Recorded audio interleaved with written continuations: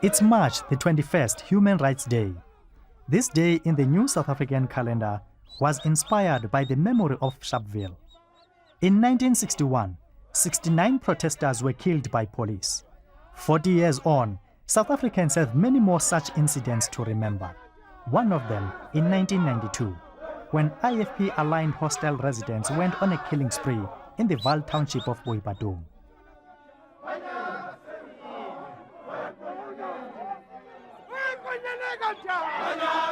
Today's gathering is being held at Sebokeng Stadium near Vereeniging in the Vaal Triangle.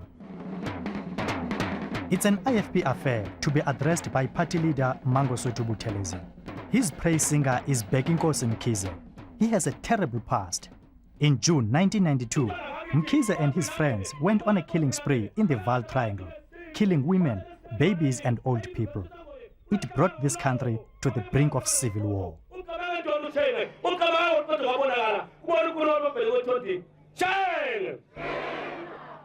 Mkhize was arrested and sentenced to 18 years for his part in the massacre. Now he and his two best friends are free men. In November last year, the Truth and Reconciliation Commission gave the killers amnesty.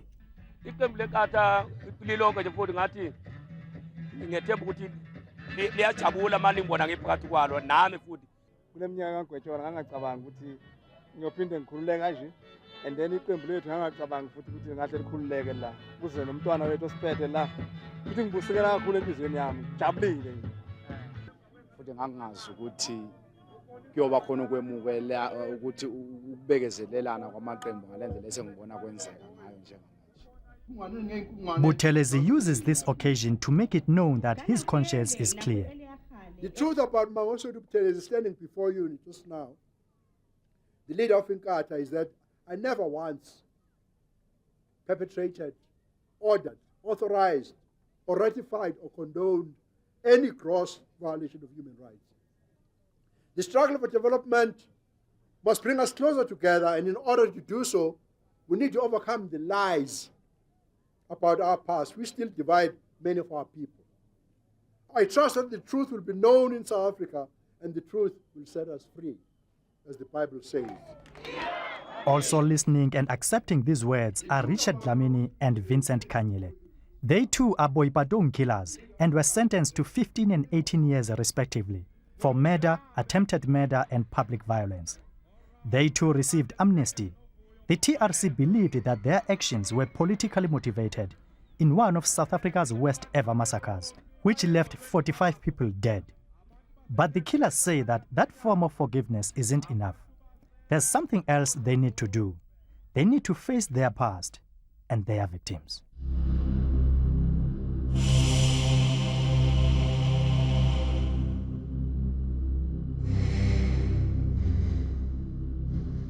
Vincent Kanyile grew up in Mahlabathini village in rural KwaZulu-Natal. These hills are his home. As a boy, he spent many carefree hours tending the family's livestock. Education was not a priority. Earning a living was more important. After Vincent Kanyile passed Standard 9, he left the hills of Zululand for the city of gold. Accommodation was hard to come by, but he found somewhere to live in Sebokeng, a township in an industrial area south of Johannesburg. In 1990, he moved to the now notorious KwaMadala hostel, an IFP stronghold. He was introduced to politics and soon became the regional IFP chairperson. He then got caught up in the bloody conflict with the ANC. IMadala hostel iyavule ukuba kusuke umlo le eSebokeng lapho sahlala khona. Umlo waqala ngo1990. Nakhona lapho ke okwancedakala khona kakhulu ngesandla ngoba sasinomntwana. Umntwana ufana nosebenza la eIsco okuyena kwaveswa wathi hayi kunoma silale eintabeni masize nje sizongena la kule ndawo. Le ndawo eqinisweni kwazi zange siyinike iIsco. Sabe seza nje sizongena khona. Saqonda ukuthi mase siphakathi mhlambe nayo kuyoba nzima ukusikhipha. He was once shot and left for dead while walking with a friend in Boipatong. Ngidutshulwe amahlandla aze abamabili izinhlamvu ke zinginemba ke emzimbeni. Kusho ukuthi ukube nje mfowethu lokhu kudubuleka kwami ngangidubuleka ebusweni ngabe nawe uyabona ukuthi le ndoda le kudala wasibona ngenhlahla ke bengidubuleka emzimbeni nanama operation agcwele emzimbeni kona ngithwala umzimba kakhulu ngidudulwe kakhulu ngalolu dlame ngingakubali ke ababengimesa kukho ke angikwazi ukuthi kangaki sengisho nje indlame ezazingena emzimbeni kimi kuze kwaba amahlandla amabili ngiye hospital ngokwenziwa operation ezinye impala zelo zinto impela nje ezinye zabona ukuthi hayi makunje ngcono ngizife ezidonsini. When orders were received to attack the township of Boipatong, he never hesitated. So nawe ubuzophila wafuza ukuthi ususe eseduze kwakho eningezwani naye sathi siphila ngibona wase kuphile ngalo mpilo le mina ukufika kwalolu yasuku lokuhlathela kwafana nokuthi kufika into okwakudala ngifuna ukuba kwakuya ngesigama kwakuba kudala yenzekile njengendlela engase ngihlukumezeke ngayo emphefumulweni. But the horror of what happened at Boipatong eventually dawned on Vincent Kanyile, especially when he realized that he was a wanted man. His parents still can't forget the day they heard that their beloved son was going to prison for his part in the deaths of 45 people.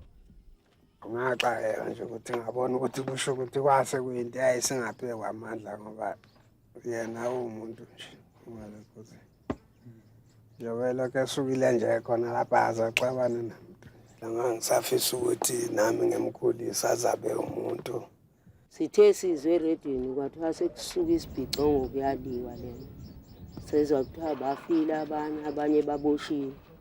Awu saqakeka nje ukuthi hey ngengane yethu ngoba sasiphila ngayo yena esasiphila ngayo nje bewusondla kakhulu lapha ekhaya kwakuthi mangilele ebusuku ngizwe ngishaya uvalo ngizokushisa ngokuthi ingane yami yayingakazi ithi nxa kumuntu yayingakazi iboshwe futhi lapha ekhaya akekho umntwana nje usuka kwaboshwa njengoba bewu5 nje uyeyedwa nje ubeqala ukuyejela ngisho ubaba wakhe akaze boshwe khanye lokhaba khona wahamba umakoti wakhe sekongomncane la wehluleka ukubezela wathi mezwe iminyaka ukuthi u15 base bemthusa abantu ukuthi angeke aze awuhlale lo 15 wahanjelwa unkosikazi wakhe Vincent.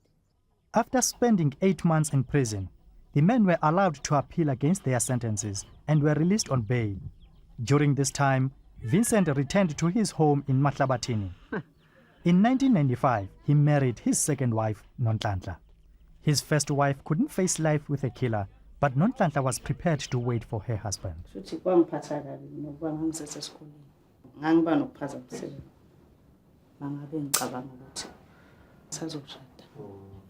Umuntu wayexakile emqondweni wami engazi kahle ngaphi ukuthi ngize ngibone naye mayifi phela ngaze ngijabulile noma kwakubuhlungu phela kwakwenzekile injabulo yami yayi icabanga kwakwenzekile ukuthi kwakubuhlungu.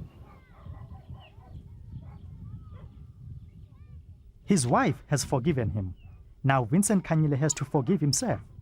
To do this, he decides to journey away from his rural home to the scene of his worst nightmares.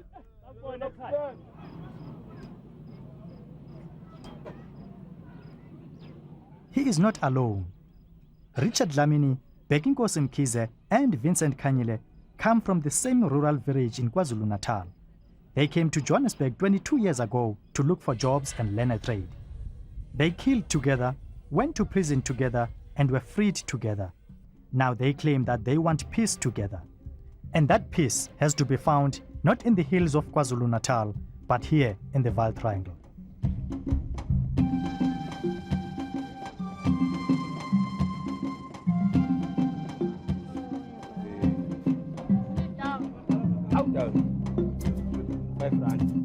Praise singer Bheki Mkhize used to be a factory worker in Vanderbijl Park. Now he sells clothes around Sebokeng Hostel.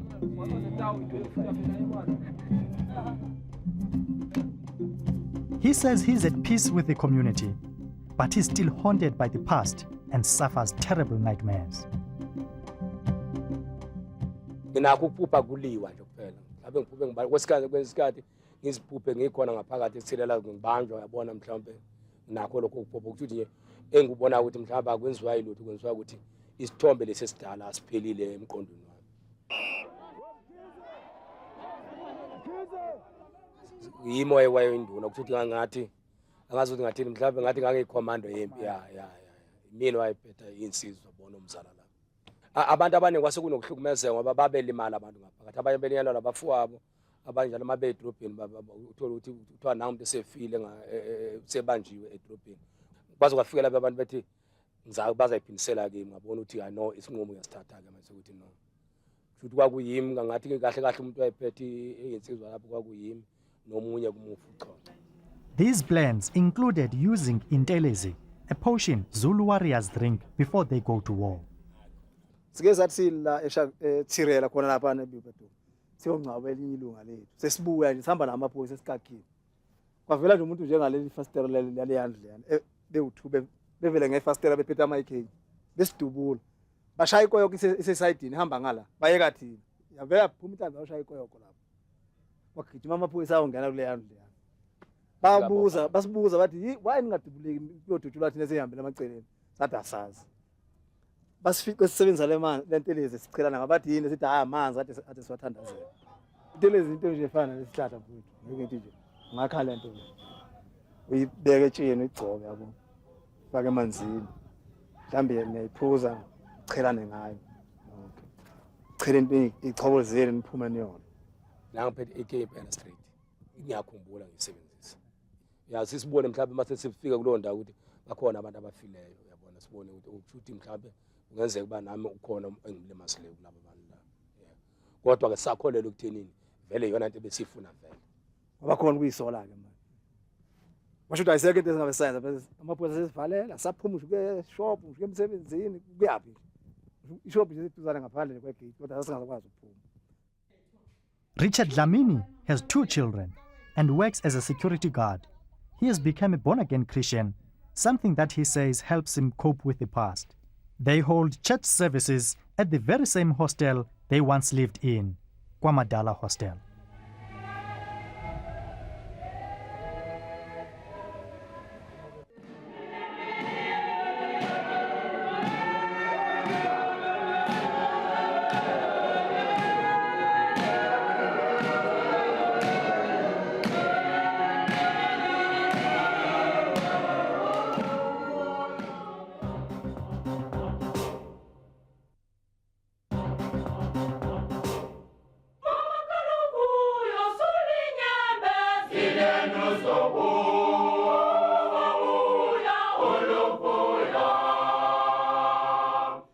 Begging Kize sells clothes. Richard Dlamini finds solace in God. Vincent Kanyile, who once spent his evenings plotting to kill, now whiles away the hours singing in the Sebokeng hostel choir.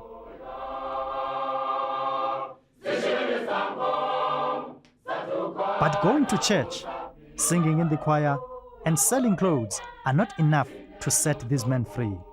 They have to do the one thing they dread most.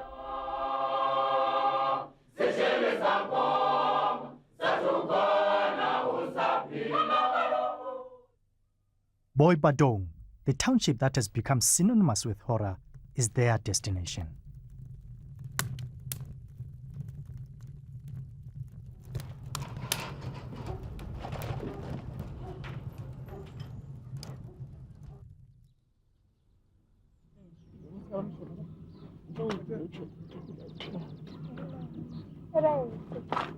On the night of the 17th of June 1992, a 3-year-old girl and her father were brutally attacked with pangas.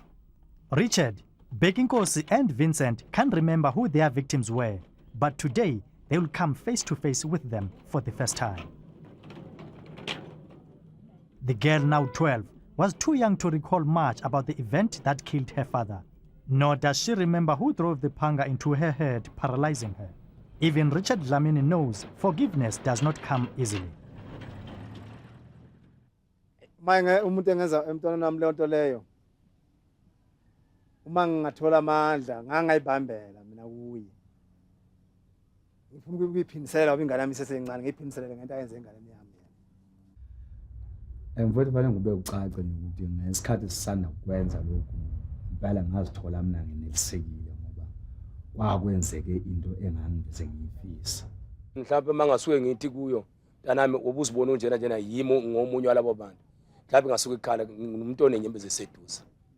Ngaleso sikhathi mina nje kulezo nsuku nembeza ngangisenayo. The meeting between victims and perpetrators takes place at the home of another victim, Pauline Bata. She too is paralyzed. On that terrible night, she was repeatedly stabbed with a spear until her spinal cord was severed. The attack lasted more than an hour. Vincent Kanyile, Beginkosi Mkhize, and Richard Dlamini and others locked everyone in their shacks, women and children included. They then set their houses on fire. At the time, multi-party negotiations were underway at Kempton Park. These were immediately suspended, and the future of the new South Africa looked very dark.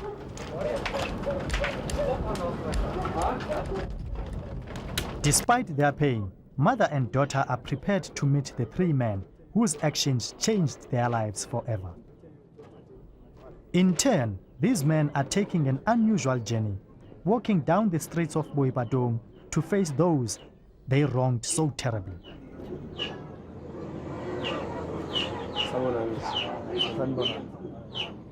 Sathanda ukuthi ke ngokuyethu nathi nabantu abamnyama njengoba ke ugovernment wathi masixolelane sathanda ukuthi nathi futhi masike siphinde sihlanganise amehlo sixolelane ukuya nje ngathi bafethu lebesiyithanda besifuna nje namhlanje kube start lezi sikwazi thina abantu sahlukumezene phakathi kwethu abantu sahlala kwamadala nani sihlangane sisonke sizozicela uxolo nakini salicela uxolo ku-government.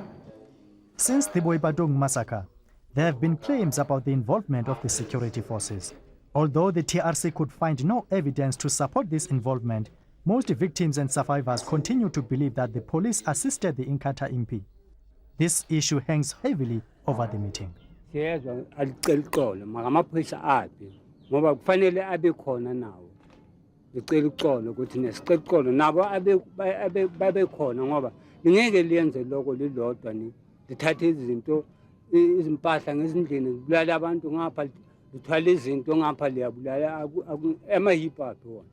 Kwasepitori ukugwetshwa kwethu ufazi bamaphoyisa babona ukuthi abukho zange bemukeleke nala kwikhomishini into engazange emukeleke thina esingakusho nje sasikhona sisuka kwamadala kuze kwenzeka lento baba sasingahambi nawo amaphoyisa sizizele thina ke amaphoyisa lawo mangaba ayekhona ke sithemba ukuthi ke nawo ayokwenza njengathi azosicelela uxolo.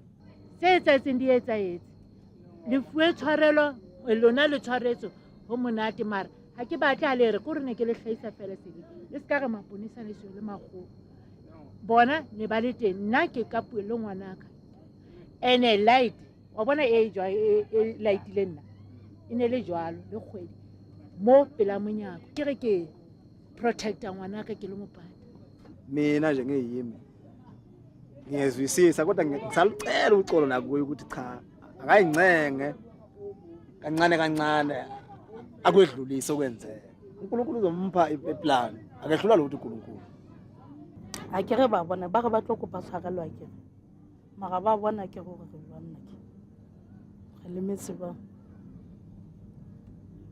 re lemetse tshwarelo nna ke tla ba tshwarela mara ba bona le bona ke jwa mara ke tlo lo tshware ke a le tshwarela.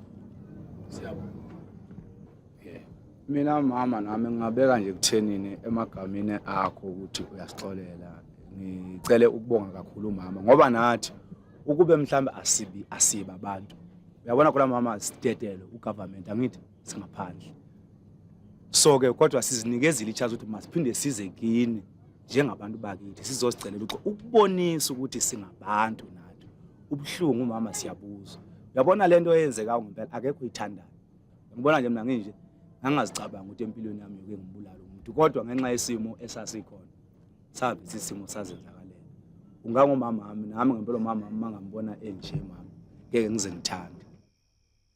Johannes Mbatha is still bitter that his wife cannot do anything for herself. Yonke njengengane encane umuntu omngaka umphethe njengengane encane camange ukuthi ingane encane ukuthi uyenza kanjani manje into engiyiphethe mina la wabona manje sixolela kanjani into enjalo ngane impela likhe linye bafowethu kusho ukuthi njena sizwakalisa nje impela ukuzisola nakuNkulunkulu siyisola ngoba into esayenza imbi. Ngeke ukuthi uNkulunkulu asixolele futhi amagama esiwezwayo abuhlungu abheka kithi ukuthi kwakwenze ukuthi nokuthi nesingakwazi sinenkinga ukuphikisa lokho kodwa ngoba siyazazi ukuthi thina okwethu kuyisola ngempela. Mama Mbatha, uNkulunkulu akubusise.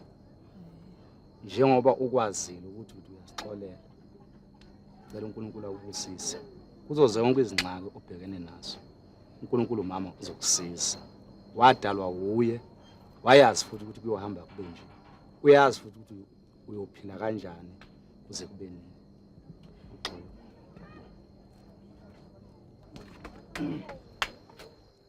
But mother and child cannot forgive.